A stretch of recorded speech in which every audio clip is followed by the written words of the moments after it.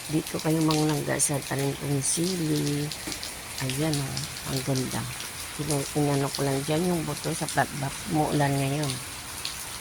Ayan, dami yung bunga. Ayan.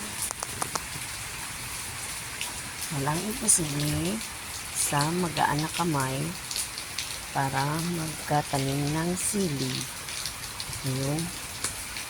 Kasi mga bilihin, kaya pag may mga buto-buto kayong mga langga, itanim niyo sa mga flat box. Dito ko tinanim sa may mga halaman. Ayan yung mga bulaklak.